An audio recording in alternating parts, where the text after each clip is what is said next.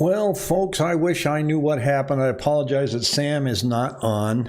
Like I was saying yesterday, I use a service called StreamYard. I use OpenBase software for this live update, but I use StreamYard. And for 2 days in a row now, it won't let me connect. I try to click the button, and it just goes, try again later, try again later. So Sam and I are going to do it again on Monday, but we're not going to use StreamYard anymore.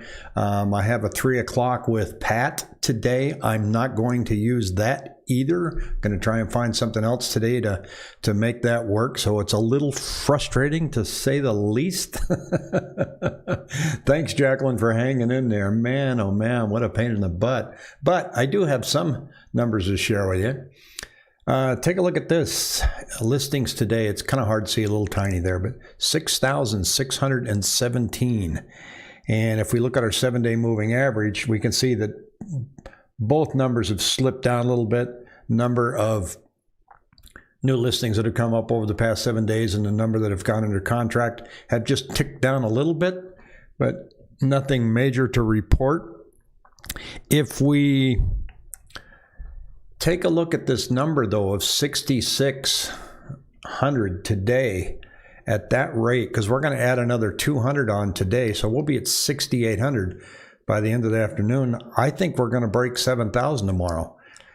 And we've been talking, saying that, gosh, if we get around 7,000 and you're thinking of listing, I think that's your sell signal, because the market's still brisk, it's still really active, but it's pretty doggone obvious that inventory is creeping up. Now, if you're a buyer, 7,000 is still not going to get you out of some bidding wars, but it's going to be a little less than what you've anticipated.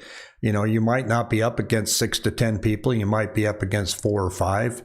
As you get to 10,000, then you've got it made. Get out there and get it going. So that could happen soon. I mean, if I just go to, I'm going to log into the Cranford report here while we're looking, and take a look at where we are compared to let's see. I can't, look at me, I can't talk and work at the same time. Here we go. So let's look at our active listings. So they've got us at 5971. So it hasn't updated for today. This is July 10th. We're going to be bumping up next last year by the end of the weekend. That's going to be interesting. So, but we have to get up here to the green line, which is 2019, to see the bidding war start to abate. And at this rate, if we're going along at this rate, we could see that by week 37. Who knows? I don't see us ending way up here. This is going to creep along, I think, and get us back to 2019. But like I said the other day too, are we going to see where listings increase and then buyers come back out of the woodwork? Because right now the buyers are just sitting and waiting. Buyers are not giving up. They're waiting. Now, when we had the big crash of 2008, there was nobody waiting for anything. Everybody was rushing to buy. When everybody's rushing to buy, that's a bubble. This is really different. This is our first pandemic, so we're not quite sure how to come out of it. But buyers are feeling priced out. They're feeling outbid, and they're exhausted. So they're just saying, I don't know what's going to happen, but I'm just not playing in this sandbox anymore. I'm going to wait it out. And it's pretty obvious that they are, and it's pretty obvious that more listings are coming on. If more variety of homes come on and the bidding wars really start to settle down, are we going to see the buying activity pick back up again? So is this going to be a yo-yo for the rest of the year? It might. All we can do is look at the numbers every day and see what happens. So I think that's what's going to happen. Jackie says, and new listings coming too. We have a lot of buyers starting again and new ones as well. It's a weird market, isn't it? We have buyers that have just said, oh, I give up. But then they sit back and go, well, maybe I'll give it another shot. So this is going to be a fun one to watch. But I am really, really looking forward to the bidding wars stopping for buyers out there. For sellers, I don't think you have anything to worry about. Even if the bidding wars stop, prices are not declining, so I think you're going to be fine. I think you're going to find that you can get your asking price so long as you're not shooting for the moon, and we're still seeing a lot of that right now. So I think that, putting your home on and overpricing it is going to be the kiss of death for you. So I used to track, I still track it.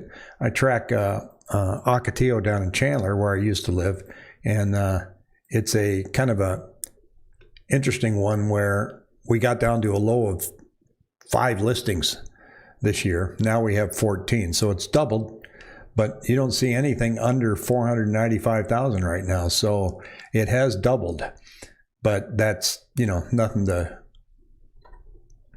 party over. Jackie says, we also have some saying September is when they'll be ready, ones that went on hold in April and May. So I agree. We'll see a lot of burnt out buyers come back. Yeah, you know what? And I think by September, it's going to be a much smoother buying market. The bond market didn't move at all yesterday. It started to in the morning when Chairman Powell was talking, but then it just kind of ended up being a snoozer and a non-event.